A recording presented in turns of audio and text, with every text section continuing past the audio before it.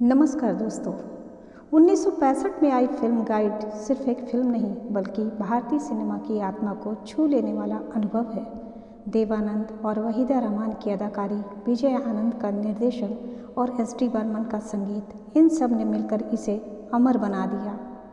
ये कहानी है आत्मा की तलाश का सफ़र है।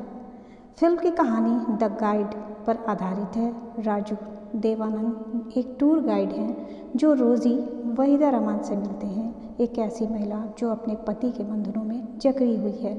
रोज़ी एक नर्तकी बनना चाहती है लेकिन उसका पति उसे रोकता है। राजू उसका साथ देता है, उसे आज़ादी देता है और दोनों के बीच प्रेम पनपता है। लेकिन जैसे जैसे सफलता आती है, अहंकार, झूठ और परिस्थितियाँ राजू को नीचे गिरा देती हैं। अंत में राजू एक संत के रूप में उभरता है, या यूं कहें समाज उसे संत बना देता है। वह उपवास करता है और यही उपवास उसके आत्म परिवर्तन की चरम सीमा बन जाता है। अभिनय की बात करें तो देवानंद ने राजू के किरदार में एक आम इंसान से संत बनने की यात्रा को बेहद सहजता से निभाया है। वहीं वहीदा रहमान की बात करें तो उन्होंने रोज़ी के रूप में एक महिला की आत्मसम्मान और स्वतंत्रता की आवाज़ को जीवंत किया है। रोज़ी का किरदार उस दौर के लिए बेहद साहसी था। एक शादीशुदा महिला का अपने सपनों के लिए खड़ा होना, समाज के खिलाफ जाना, ये सब उस समय क्रांतिकारी था।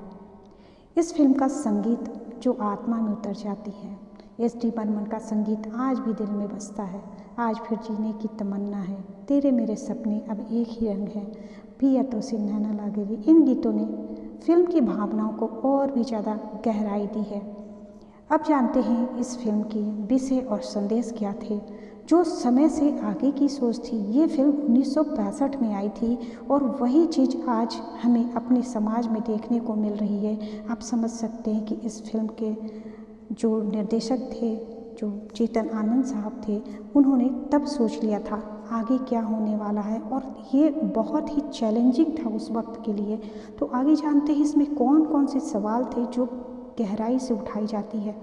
क्या प्यार स्वतंत्रता देता है या बंधन बन जाता है?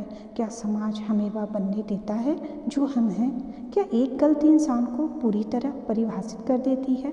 यह फिल्म स्त्री स्वतंत्रता, आत्मखोज और आध्यात्मिकता जैसे विषयों को छूती है जो आज भी उतने ही प्रासंगिक है। अब हम देखते हैं कि तब और अब का क्या कनेक्शन है इस कहानी में। तब 1960 का वो दशक हुआ करता था। समाज अधिक रूढ़िवादी था, महिलाओं की स्वतंत्रता सीमित थी, आध्यात्मिकता को आस्था से जोड़ा जाता था। अब आज का क्या समय है? आज भी महिलाएं अपने सपनों के लिए संघर्ष कर रही हैं। सोशल मीडिया के दौर में इमेज बनाना आसान है लेकिन असली पहचान खो जाती है। लोग आज भी राजू जैसे लोगों को बिना समझे संत बना देते हैं। आज का समाज भी कहीं ना कहीं गाइड की कहानी दोहरा रहा है, बस मंच बदल गया है।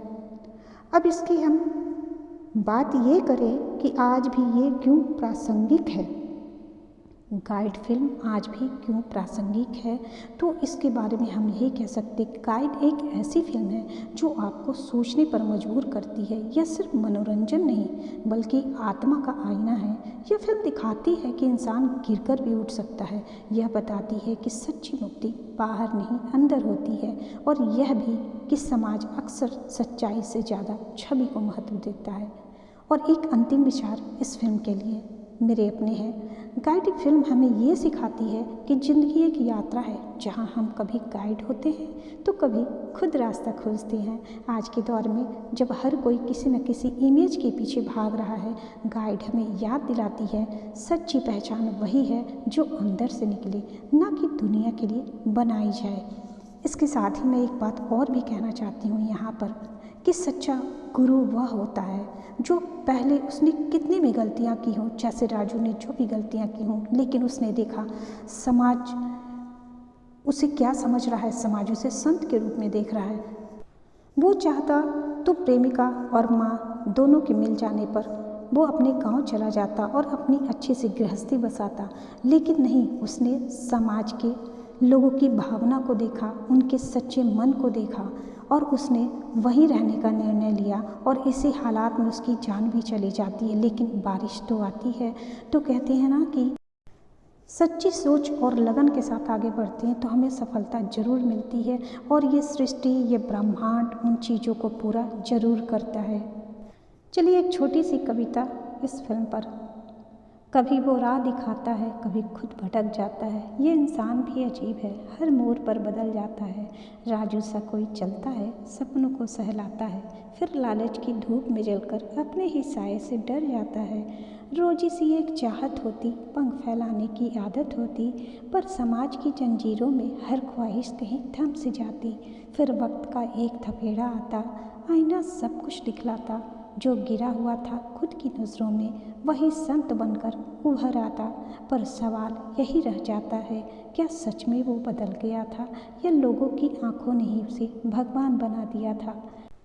हमारे प्यारे दोस्तों, क्या आपको ये वीडियो अच्छी लगी? प्लीज़ कमेंट करके हमें ज़रूर बताएं और इससे जुड़ी हुई और भी दिलचस्प कहानी आप सुनना चाहते हैं तो प्लीज़ इसके लिए भी कमेंट करें। फिर मिलूँगी नए वीडियो के साथ में, तब तक के लिए बाय बाय।